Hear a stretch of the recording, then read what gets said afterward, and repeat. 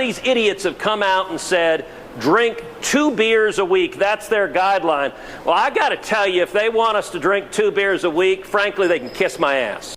The 2024 Republican presidential primary field is taking shape. The battle lines are becoming clearer, and so is the field of candidates. Is the odds-on favorites, if you look at the polling, still Trump versus Biden? That seems to be it, but it's just way too early to tell. I'm more angry now, and I'm more committed now than I ever was. Big challenge for these candidates is going to be, how do they navigate Donald Trump? And how do they navigate Ron DeSantis? You and I have a rendezvous with destiny. Welcome back to the Ruthless Variety Program. That was Senator Ted Cruz, I think, explaining a very important point that we ought to focus on for a minute, shouldn't we, fellas? Yeah. I mean, this is like when the real world meets runaway government in a way that impacts you perhaps more significantly than you'd like, right? Like, normally when the federal government's talking about stuff, they're talking about, you know, things that have tangential impact. It's like a larger global thing. But what he was talking about was this guy, George Koob, who is the director of the National Institute on Alcohol Abuse and Alcoholism. Works for Joe Biden. Yeah.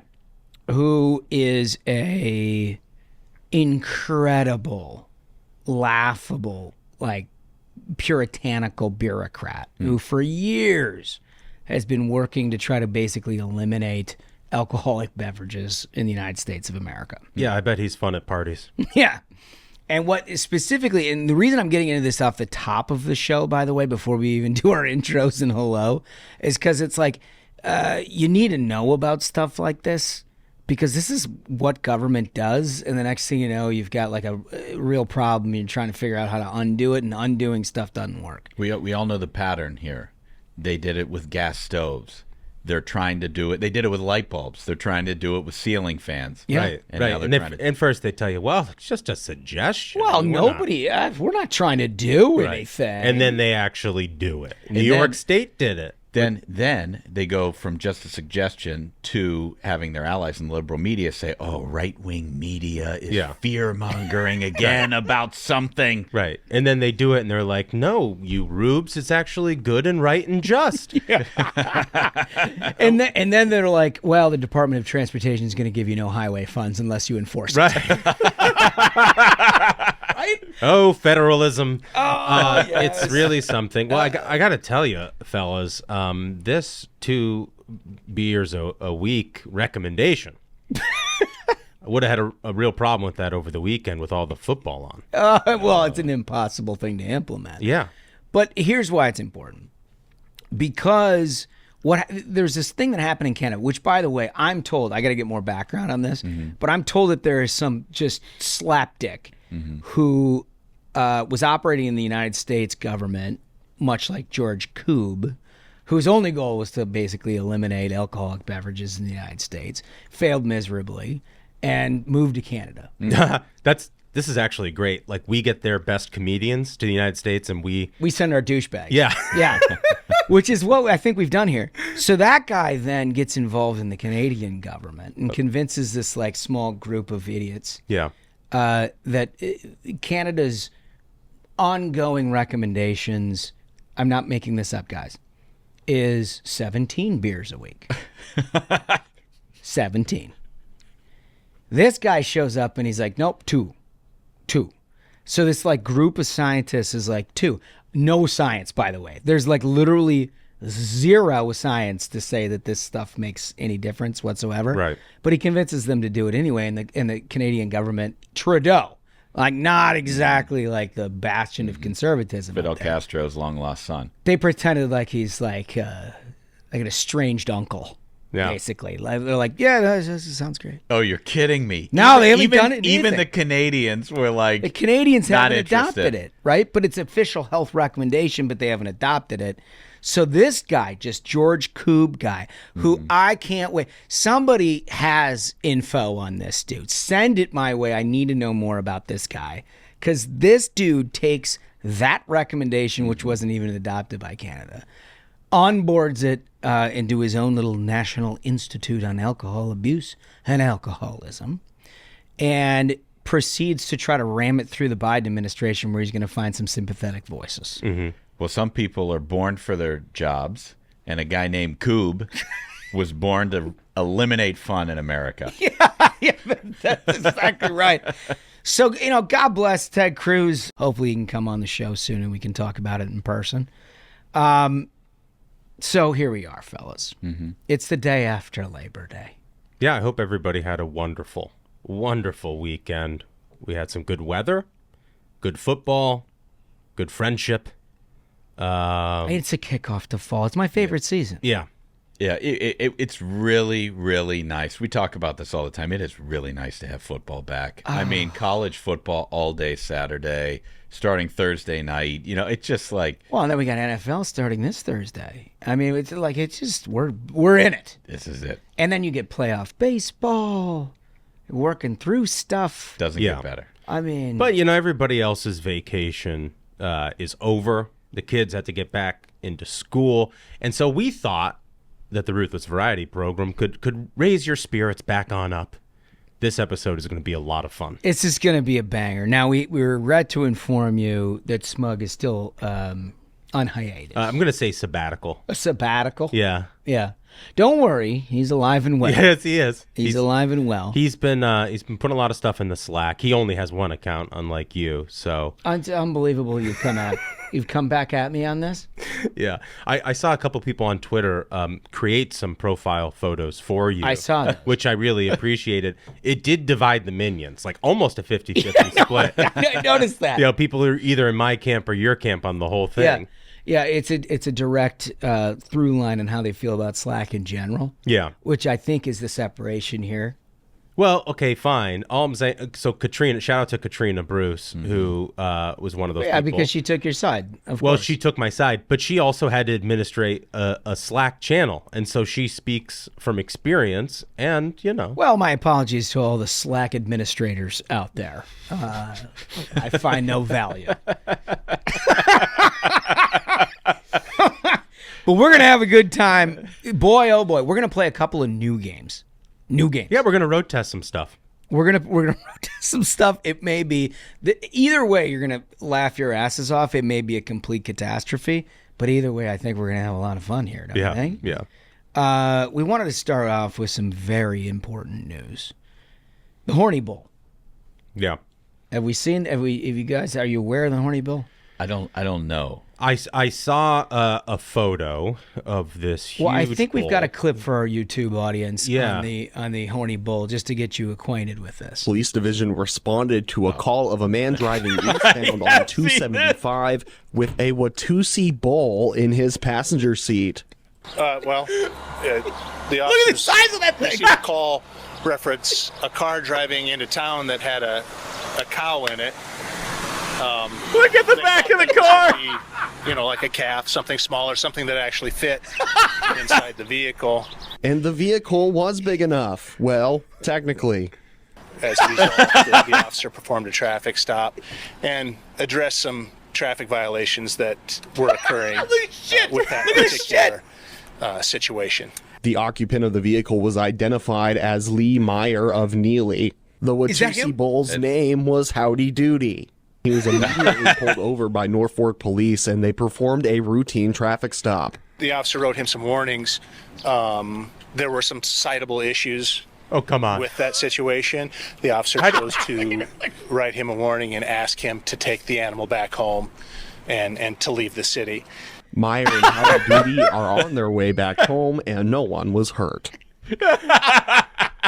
So for our audio-only listeners, there was what looked like an old cop car. Yeah. Right? I mean, I don't know what... Old Ford Crown Vic. Yeah, old Crown Vic. That were like part of the passenger side roof had been cut out. Yeah, the guy put a lot of work into this. And then he affixed a proper bowl gate instead of the side passenger door. Yeah. And loaded this beast into the Crown Vic. Yeah, head and horn sticking out like it's, just a casual golden retriever in your car. What I also loved about the video is you got this Crown Vic rolling down Main Street and the huge bull with the huge horns hanging out the side of the thing. Oh, also, there's some horns on the hood of the car, too. Yeah, no, it's a real hat in a hat. It totally is. What I loved about that report, and by the way, this is in Nebraska. Yeah. For those of you who didn't catch that. And they pulled this thing over. I mean, clearly, the size of the bull in comparison to the size of the car is remarkable. Hats off to Crown Vic, by the way, for making a vehicle that could withstand what's got to be like a 1,200-pound animal, don't you think? Yeah. Yeah, I would just love to know when the officer went back to his car and pulled up the computer and his dash, and he's going through the ticketing, citations that he can write on this. Like, how do you file this one? Where is that one in the manual? So this guy Lee Meyer, which you could see in the video, just kind of standing there, he's wondering what's up. I'm just taking my bull. Oh, I think he knows exactly what's up. Taking my bull, but the earnestness, with which the cop reported to the news what was happening, is the best part of that clip. Yeah, so, no one really seemed very angry about the whole situation. It's like he told him to get the fuck out of here, basically, right? It was like. In a very Midwestern way. Yeah. Another understated aspect of this car is that he kept the prize on the side. I don't know if you guys noticed, affixed to the gate that was holding the bull in was a sign that said "Best Car Entry" for the rodeo. So this is somebody who's wearing his blue ribbon every single day. It's a man who's proud of his achievement, and I think we should be proud of him. The bull's name Howdy Doody. By the way, it was terrific. He didn't miss a punch there. Every single thing was covered. No, it was like he took this down Main Street on purpose. This is trolling in real life. You love to see it. He's not just going to hide it. No. It's impressive. You got to roll it down Main Street. He took it down Main Street on purpose. The best is do you see the look of the bull? Like they're filming it and it kind of looks over. It's like, what's up? I mean, look, what do you got? If you're an audio, I'm just cruising. If you're audio only, I'm telling you, you have to go to the YouTube. Like easily half the bull is out of the car. It's as big as a car itself. This thing is incredible. The width of the horns, easily wider than the car. Yeah. I missed the first 3 times that I saw it. The bullshit off the back of it. Yeah.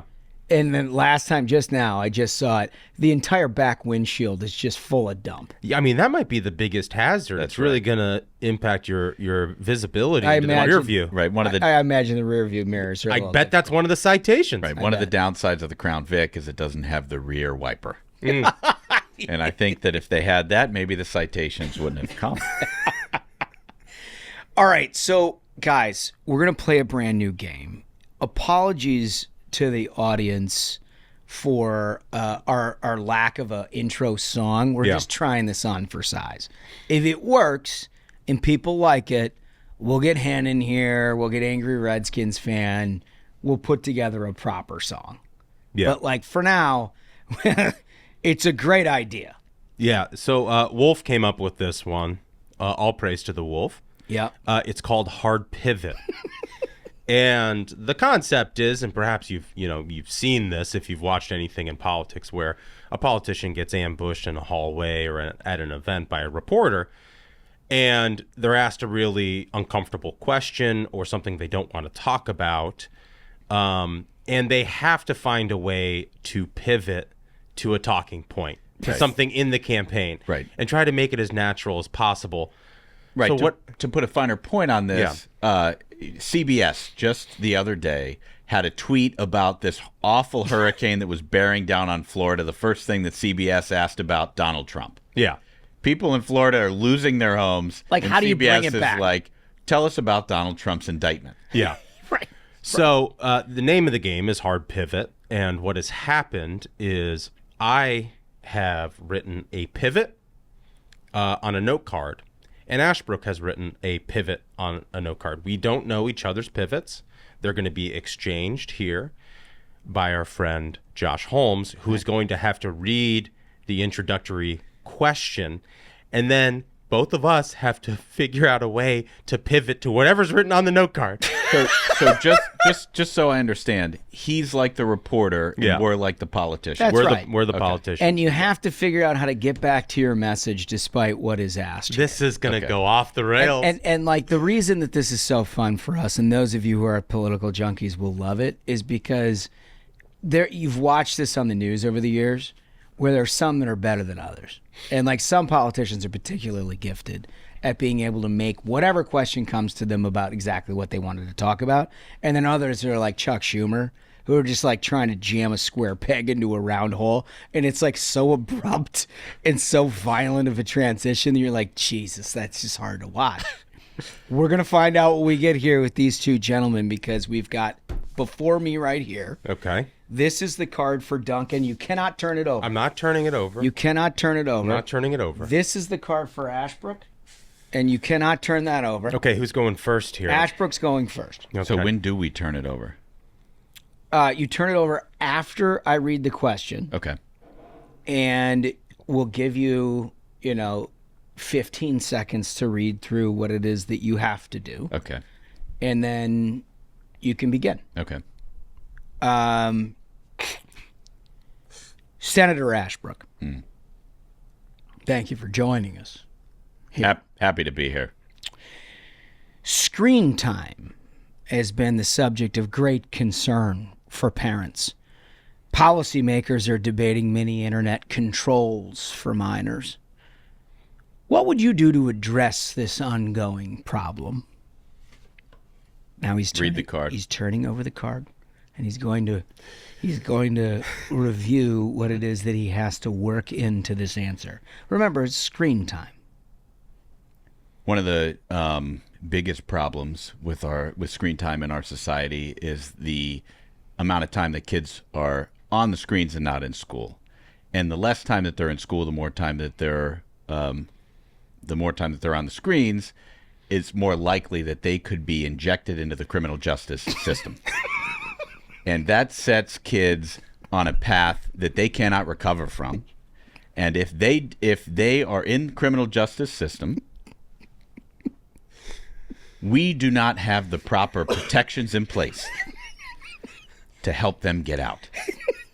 Therefore, what I have worked on for my entire career as a United States Senator is fixing criminal justice problems.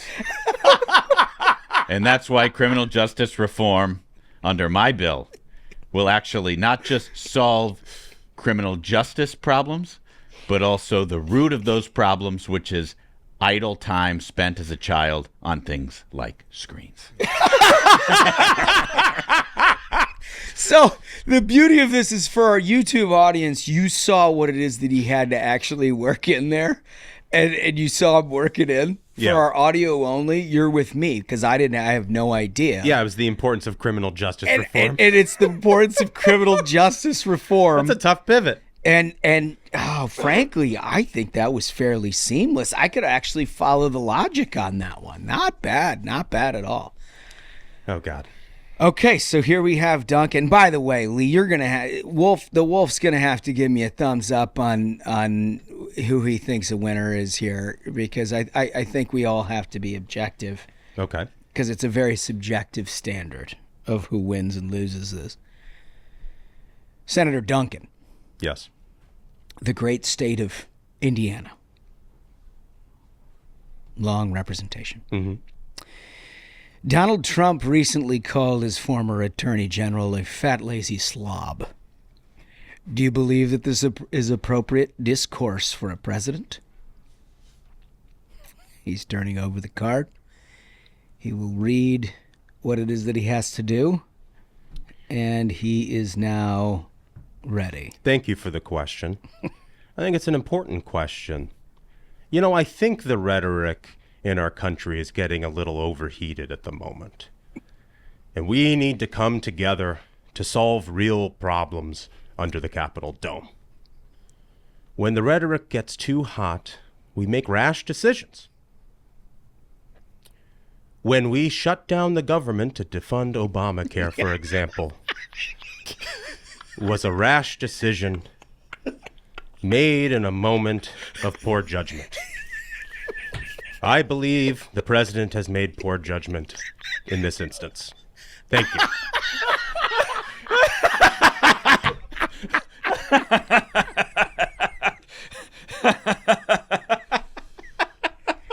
Obamacare shut down, wedged into the fat lazy slob quote. That's a real pirouette.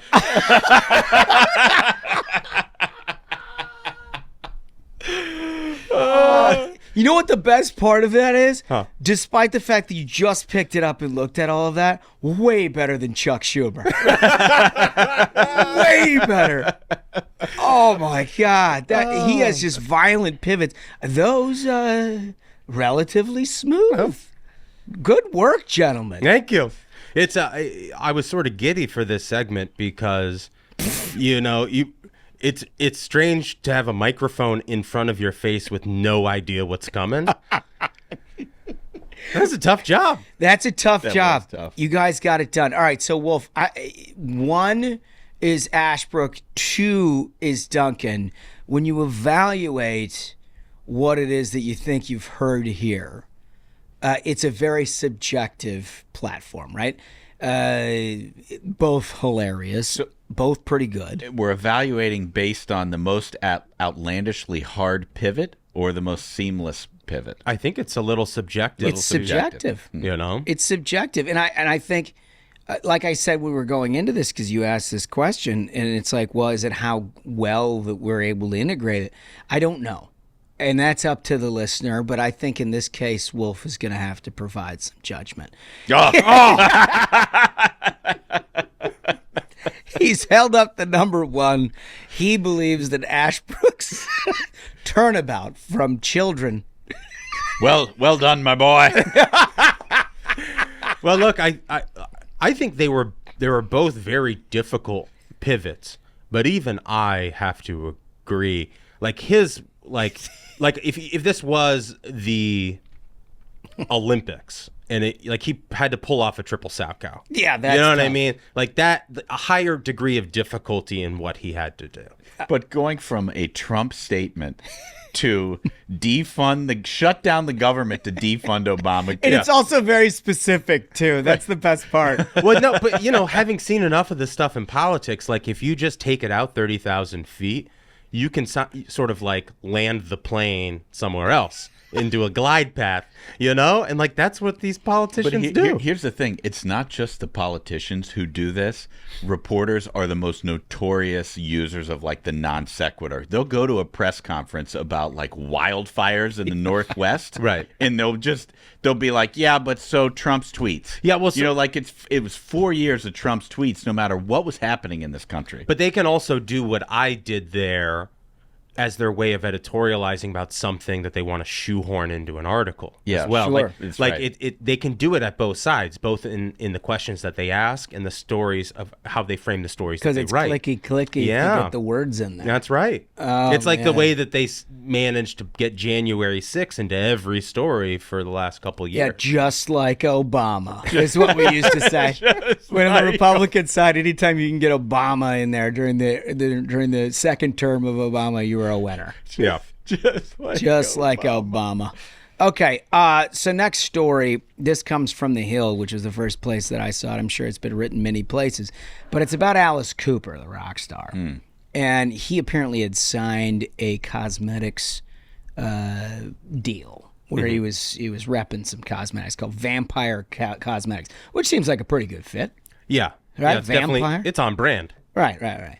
So he had the audacity of doing an interview where they asked him about some previous statements about, sexuality or whatever. And he said, quote, "I find it wrong when you've got a 6-year-old kid who has no idea. He just wants to play and you're confusing him, telling him, yeah, you're a boy, but you could be a girl if you want to be." He argued that people ought to, quote, "at least become sexually aware," unquote, before they start considering gender changes, and it's a very pretty logical statement. Right. He goes on to say, if you have these genitals, you're a boy. If you have those genitals, you're a girl, Cooper said to this music blog. There's a difference between I am a male who is a female or I am a female that's a male and wanting to be a female. You were born a male. Okay, that's a fact.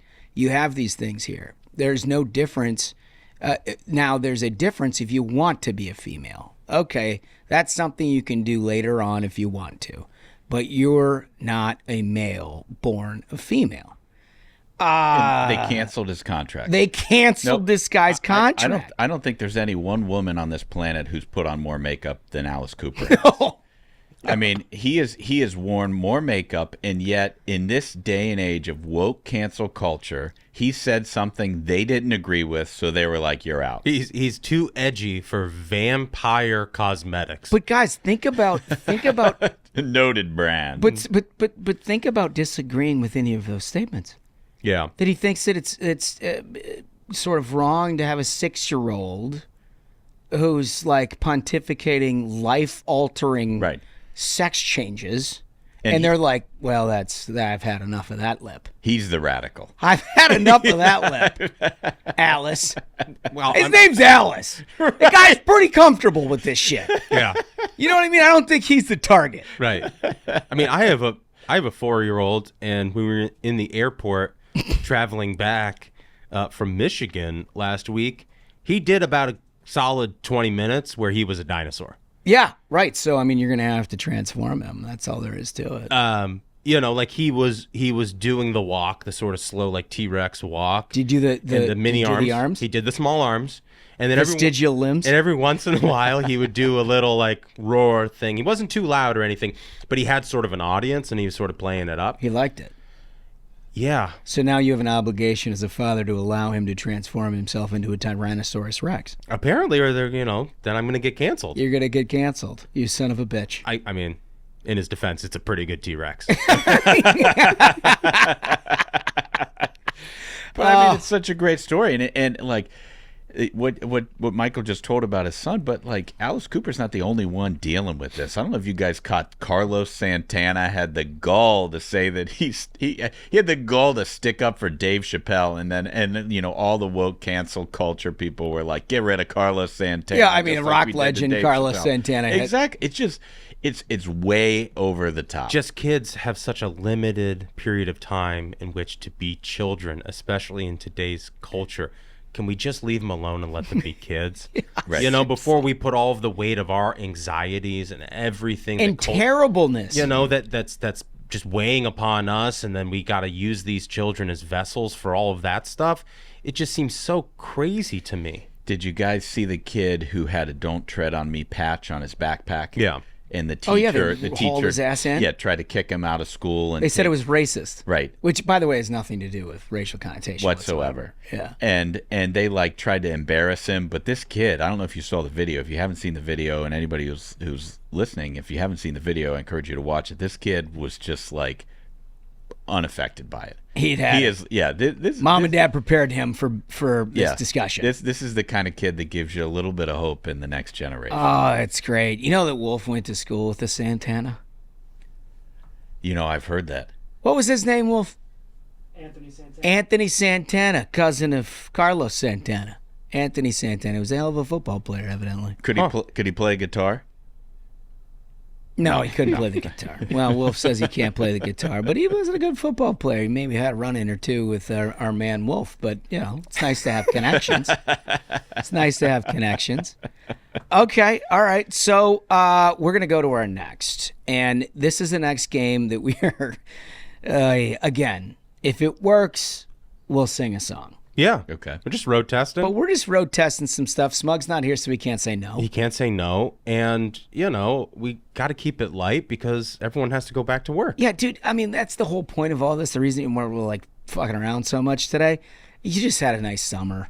Yeah. You got to go back to work. You know what the next 3 months looks like. Yeah. Until Thanksgiving, it's a tough deal. You might as well get some laughs on the front end. That's right. Might as well get some laughs. So what is this game? So it's called You Laugh, You Lose. Okay. And we have a little bit of an amorphous definition of how we play this game. Okay. But we pick an article, and it needs to be read, which I will do. And people are free to say whatever it is that they want to say about the article as I'm reading it. Like to get the others to break. Yeah. Okay. But the first person who laughs is out. Okay. And Wolf is going to judge this? Yeah. Wolf's got his eyes on this stuff. Okay. Really important. So the article that has been selected comes from the New York Post. It is entitled, and listen, I'm dead. I'm going to try to deadpan this as bad. This has got to be my worst game. I think I'm pretty good at a lot of our games. There's no way I'm going to do. I can't tell if you have an advantage or disadvantage. Like you're reading the words first. Like we have to just hear it. That might be an advantage. It might also be a disadvantage. No, I'm thinking it might be because the reaction to it is going to be a problem. Yeah. So then we just listen to the story, or we comment and try to make. You can do whatever you'd like. We could comment, and try to make you guys laugh. Yeah. Yeah. Okay. No, I wouldn't talk over the whole thing because people need to listen to it. Okay. These male monkeys have more same-sex romps than hookups with females. Study. These monkeys are going bananas on one another. Same-sex monkeying around is all the rage among the rhesus macaque on Cayo Santiago, a 38-acre island off the coast of Puerto Rico, per a July 2023 study. Researchers have determined that 72% of the 236 male primates enjoy engaging in gay sex. They, too, discovered that the male-on-male romps could produce reproductive benefits among the collection of mostly secluded monkeys. 72% is a very specific number. It seems like these researchers really got a good look. They appeared to study them quite closely. Quote, our results demonstrate that same-sex social sexual behavior is frequent in rhesus macaques. It can involve and is not costly to their overall fitness. Is there any specific mention of what they do with the bananas? Well, not so far. I will evaluate as the article goes along. Oh, you're having trouble.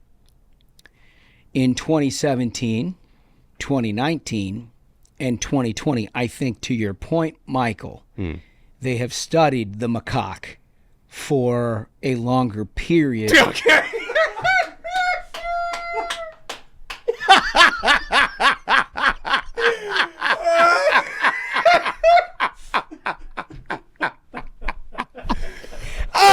You said longer period. What a game! When you went to, he said longer period. It took everything inside me to not laugh. I almost lost it on literally the first sentence. The first sentence. No, the bananas line. These monkeys are going bananas on one another. It's just, I knew something like that was coming because it was New York Post. But when you're not supposed to laugh, it's very difficult to have that wash over you. So, look, this was the game. I'll summarize the rest. I lost 2 games. Our listening audience. There's apparently an island of all gay monkeys off the coast of Puerto Rico, and that's what they're writing about. That's just fascinating research. The selection done there by the selection committee of You Laugh, You Lose, really well done. Yes, really. I mean, really well done. That was really something. I think we need to marry up this study with our study from last week about the beer goggles. Yeah. We sort of test it out on the macaques and see if their hypothesis holds up across species. I think that's right. And you can never have too much examination of macaque.